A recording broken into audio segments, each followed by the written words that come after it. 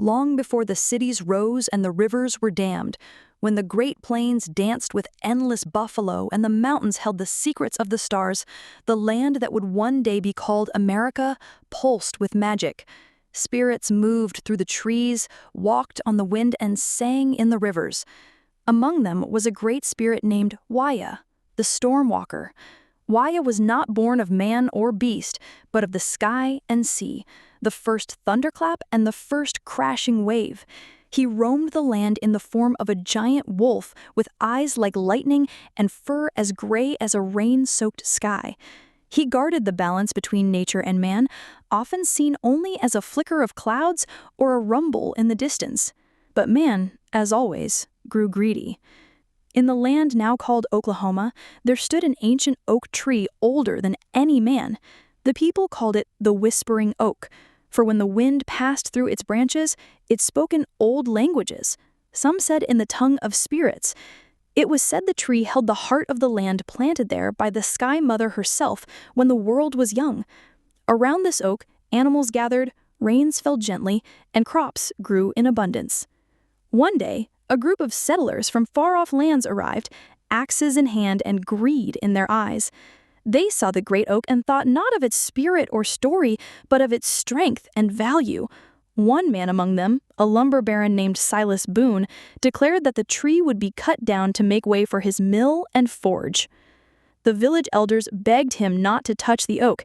"It guards us," said a woman named Niska, a seer of the local tribe. "It listens. It speaks to Waya." Silas laughed. "Then let your ghost wolf come and stop me." The next morning, the first swing of an axe echoed across the valley like a gunshot. And somewhere far off in the Rockies, Waya raised his head. Clouds gathered by noon, birds flew in frightened spirals, and even the buffalo on the plains began to move eastward, away from the oak. Silas and his men worked fast, ignoring the gathering darkness. They were almost halfway through the trunk when the wind began to howl. A voice, deep and sorrowful, rolled over the hills.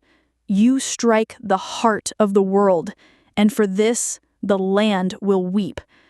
Suddenly, lightning struck the earth just yards from the loggers. The sky turned a strange green, and from the west came a beast of wind and cloud, Waya, the storm walker. He descended in a cyclone, his eyes bright with fury. His howl shattered branches, and his breath pulled trees from their roots. The men fled in terror. But Silas, too proud to admit fear, stood before the beast with axe in hand. "You're just a story," he spat. Waya growled, and the clouds behind him swirled with spirits, ghosts of the land, of the buffalo hunted to near extinction, of rivers poisoned and mountains scarred. "You forget that stories are stronger than steel." With a flash of lightning, Waya struck Silas down, and the man vanished like dust in the wind. His axe fell to the earth, split in two. The remaining men dropped their tools and ran into the hills, never to speak of the event again. The storm raged for 3 days, flooding the valley and washing away the half-built structures of the settlers. When the sun finally returned, the oak still stood, though scarred and blackened by lightning. Around it, flowers bloomed, and the land breathed easier. Years passed. The settlers who remained rebuilt farther away and began to listen to the old stories. They taught their children of Waya, the spirit wolf, and the whispering oak that stood watch over the valley. Niska became known as the keeper of the tree, and people would visit her to leave offerings: corn, feathers, carved stones. Then came a great drought. The rivers dried and the crops withered. The people, desperate, returned to the whispering oak, hoping the spirit of the land still listened. Niska, now old and blind, touched the tree and whispered into its bark, "Storm walker, if you still walk the skies, let the rain fall again. The people remember. The people have learned." The air was still for 3 days, and then one night, the clouds rolled in. Soft rain fell for a week, and with it came life. Grass returned, rivers flowed, and the buffalo were seen once more in the distance.